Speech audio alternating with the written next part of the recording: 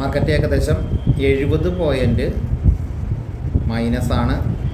എല്ലാവർക്കും ന്യൂസുകളൊക്കെ അറിയാം. ഒന്ന് പറയുന്നു മാത്രം. ഏകദേശം താരിഫാണ് പ്രധാനപ്പെട്ട കാരണം. അതിനുശേഷം മാർക്കറ്റ് താഴത്തേക്ക് പോകേണ്ട പ്രധാനപ്പെട്ട കാരണം ഇന്ത്യൻ റുപ്പി ഇന്ന് കാലത്ത് 8:30 വരെയുള്ള സമയത്തിൽ വലിയ കുഴപ്പം കാണുന്നില്ല, വലിയ ഡിഫറൻസ് കാണുന്നില്ല. ഗവൺമെൻറ് അതിനെ കൺട്രോൾ ചെയ്യുന്ന പോലെ എനിക്ക് ഫീൽ ചെയ്യുന്നുണ്ട്. അങ്ങനെയാണെങ്കിൽ കറക്ഷൻ ലിമിറ്റഡ് ആയിരിക്കും കേട്ടോ, ലിമിറ്റഡ് ആയിരിക്കാം കറക്ഷൻ. രണ്ട് കാര്യങ്ങളാവും മാർക്കറ്റിൽ വരിക. ഒന്ന്, റുപ്പീനെ കൺട്രോൾ ചെയ്യാൻ മാർക്കറ്റിന് പറ്റുന്നുണ്ടെങ്കിൽ മാർക്കറ്റ് കാലത്ത് തന്നെ താഴെ ക്രാഷ് കഴിഞ്ഞ് ഒരു അരമണിക്കൂറിന് ശേഷം തിരിച്ചു കയറാനുള്ള സാധ്യത ഉണ്ടാവും. രണ്ടാമത്തെ കേസ് കണ്ടിന്യൂസ് ക്രാഷ്. അങ്ങനെയാണെങ്കിൽ ഇന്ത്യൻ റുപ്പി മോശമാവുണ്ടെന്ന് കാണണം, ഗവൺമെൻറ് കാര്യമായിട്ട് ഇടപെടില്ല എന്നുള്ള നിലപാട് പറഞ്ഞു. ഇത് ചാൻസസ് വളരെ കുറവാണ്.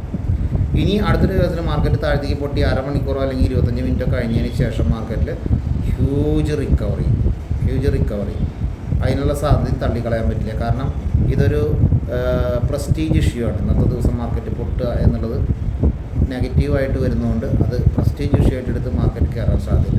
എനിക്ക് കൂടുതലും ഈ ചാൻസിന് ഭയങ്കര ചാൻസസ് കൂടുതലാണ്. പക്ഷേ ഒരു കാര്യം ശ്രദ്ധിക്കുക, വീണ്ടും 2 മണിക്ക് ശേഷം ഇത് ആ റേഞ്ച് കണ്ടിന്യൂ ചെയ്യാൻ പറ്റുമെന്നുള്ള കാര്യം സംശയമായി. ഓക്കെ, ഫാർമ സെക്ടറിൽ ഭയങ്കര നെഗറ്റീവ് എനിക്ക് ഫീൽ ചെയ്യുന്നു. കാരണം ഫാർമറിൽ നമ്മളിത് നോക്കിക്കഴിഞ്ഞാൽ ഈ ഡോക്ടർ റെഡ്ഡി 3% എന്ന് പറയുന്നത് ഫാർമ സെക്ടറിന് ഭയങ്കര നെഗറ്റീവായിട്ടാണ് നമ്മളെ താരിഫ് ബാധിക്കുന്നത് എന്നുള്ളത് ശ്രദ്ധിക്കുക.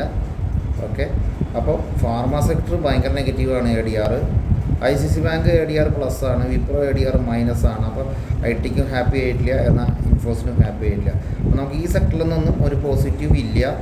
എന്നാൽ ബാങ്ക് സെക്ടർ ഓക്കെയാണ്.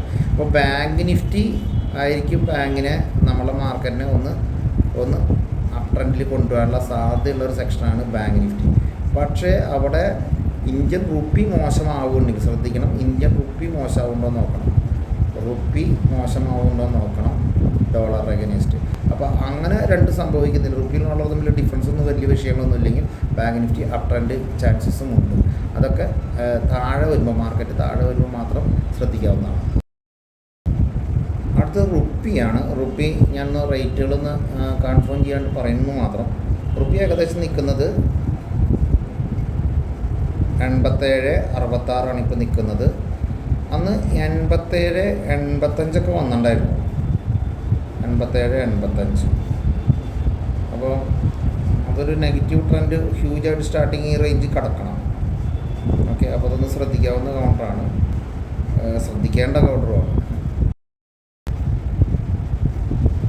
സെൻറ്റിമെൻറ്റിൽ നെഗറ്റീവ് ആയതുകൊണ്ട് തന്നെ മാർക്കറ്റിൽ പലപ്പോഴായിട്ടുള്ള ചില അപ് ട്രെൻഡുകൾ ഉണ്ടാവാം. അപ്പോൾ ആ അപ് ട്രെൻഡുകൾ നിങ്ങൾ വാച്ച് ചെയ്തിട്ട് വേണം ട്രേഡ് ചെയ്യാൻ നിൽക്കേണ്ടത്. അപ്പോൾ ഞാൻ വെറുതെ ഗ്രാഫ് ഇട്ടുന്നുള്ളൂ. അപ്പോൾ ഈ അപ് ട്രെൻഡുകൾ നോക്കിയിട്ട് നമ്മളെ സപ്പോർട്ടും റെസിസ്റ്റൻസും നമ്മൾ മാർക്കറ്റ് ടൈമിൽ നോക്കിയതിന് ശേഷം ആ സമയത്ത് വർക്കൗട്ട് ചെയ്യുന്നവർക്കായിരിക്കും നല്ലത്. എന്തായാലും ഈ മാർക്കറ്റ് ഭയങ്കരമായിട്ട് അപ് ട്രെൻഡ് ഉണ്ടാവാൻ സാധ്യത വളരെ കുറവാണ്. ലോല് ബൈയും ഹൈലി സെല്ലിങ്ങും തന്നെ വന്നുകൊണ്ടിരിക്കാനുള്ള സാധ്യത കൂടുതലാണ്. അപ്പോൾ ഇനി തൊട്ട് എനിക്ക് തോന്നും നമ്മൾ ഓപ്ഷൻ മാർക്കറ്റിൽ ട്രേഡ് ചെയ്യുന്ന ഒരു സംബന്ധിച്ച് രണ്ട് സൈഡും ടു സൈഡ് ബിസിനസ് ചെയ്യണം. ടു സൈഡ് ബിസിനസ് പറഞ്ഞാൽ ഒരു പുട്ടും എന്നാൽ ഒരു കോളും ഒരുമിച്ച് ബിസിനസ് ചെയ്യാൻ ശ്രമിക്കുക. Okay, thank you. സെയിം ഡേയിൽ ഏർലി മോർണിംഗിൽ ഉണ്ടാക്കുന്ന ഈ വീഡിയോ നിങ്ങൾക്ക് ഇഷ്ടപ്പെട്ടിട്ടുണ്ടെങ്കിൽ തീർച്ചയായും സബ്സ്ക്രൈബ് ചെയ്യുക, അതുപോലെ തന്നെ ഷെയർ ചെയ്യുക. Thank you.